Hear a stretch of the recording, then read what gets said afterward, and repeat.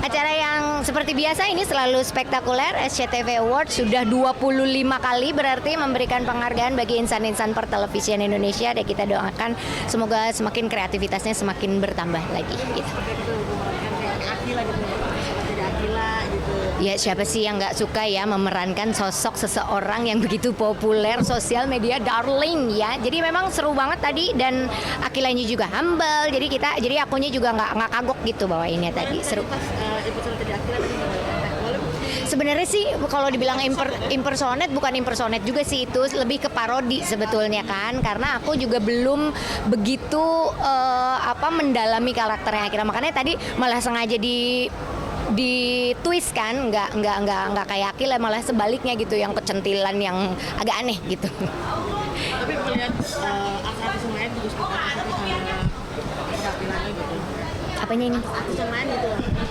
Kayak sinetron yang lain kayak selain aja banyak tuh. Maksudnya penampilan apanya? Karena aku kan tadi nggak ngelihat mereka secara keseluruhan performnya. Aku lagi ada di belakang untuk di briefing dan segala macam.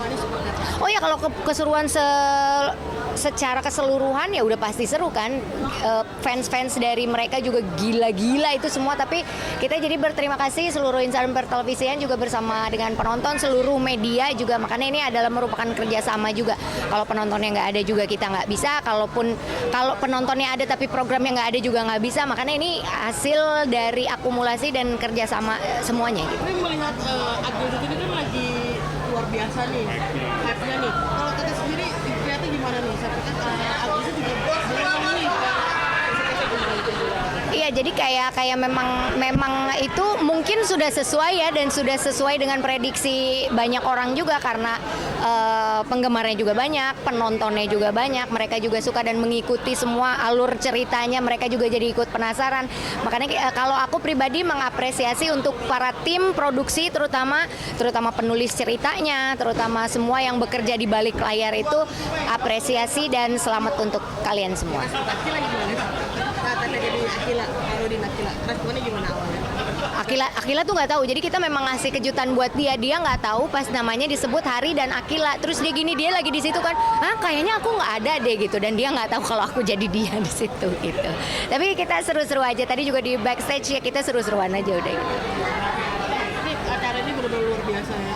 Tahunnya kan memberikan hal-hal baru juga ya. Ya pasti, kalau nggak ada yang baru kita juga pasti akan bosan kan, makanya kita akan terus meramu acaranya, mau bikin apa lagi, dan itu adalah tim kreatif, tim produksi di belakang yang akan bekerja keras gitu. Dan sedikit menanggapi lagu Alama, gimana sih tadi apa yang lagi heboh lagu Alama? Aku tuh sebenarnya kalau untuk lagu Alama ya, karena mungkin beda server ya, aku dangdutan setiap hari sehingga tidak pernah mendengarkan orang menyanyikan lagu itu. Jadi jarang-jarang gitu. Makanya pas aku denger tuh liriknya tuh catchy. Namanya pencipta lagu tuh ya, kalau bikin lagu kan udah pasti ada tujuannya ya gitu. Jadi mendengar itu tuh catchy nyangkut gitu. Jadi pokoknya untuk seniman-seniman Indonesia teruslah berkarya. I love you. Oke, thank you.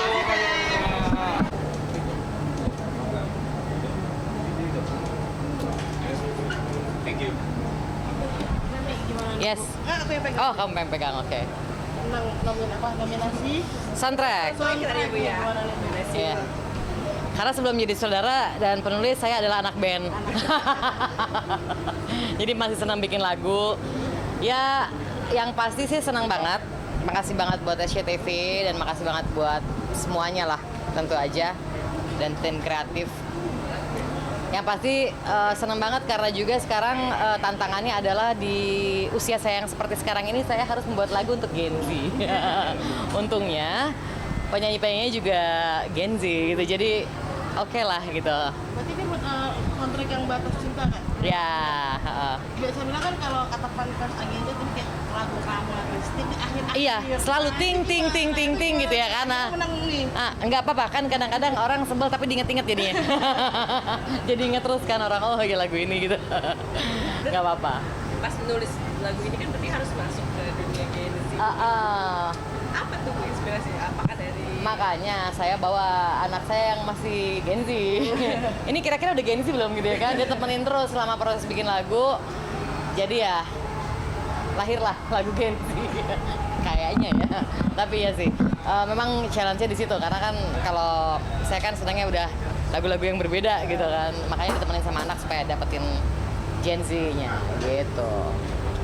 Itu kan nggak cuma batas itu, cuma yang lain juga ada 2 nih masuk nominasi juga, gimana nih sebagai yang nulis juga atau gimana? Iya, senang sih gitu karena nggak nyangka ya, senang banget bahwa project Asmara Gen Z ini banyak banget diminatin oleh masyarakat. Yang senang banget jadi nominasi aja tuh udah something lah, tentu saja gitu ya kan, karena ini nggak mudah, pemain saya banyak sekali di Gen Z ini, luar biasa, heboh banget. Jadi tantangannya tuh lumayan setiap hari syuting dan senang banget kalau akhirnya diapresiasi oleh masyarakat dan para penonton. Ini melihat penonton yang luar biasa nih, bahkan sinetron juga yang benar-benar sampai Ada yang hampir nazar. jadian malah Iya, ada yang lucu-lucu gitu. Ya seneng lah, ini euforia juga ya, euforia yang luar biasa gitu. Dulu pernah saya bikin sinetron remaja juga, tapi zaman dulu kan sosmed itu belum seheboh sekarang ya.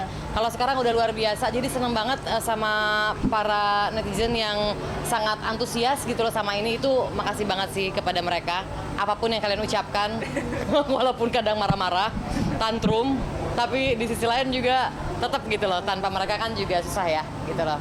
Senang sih, senang banget. lu selalu mengikuti kata penonton. Sebagian kadang ya of course lah ya, mereka pengen si ini, mereka pengen itu, tapi ada beberapa yang kita tetap mempertahankan konsepnya gitu. Gitu. Terima kasih banyak. Jalannya Pialanya.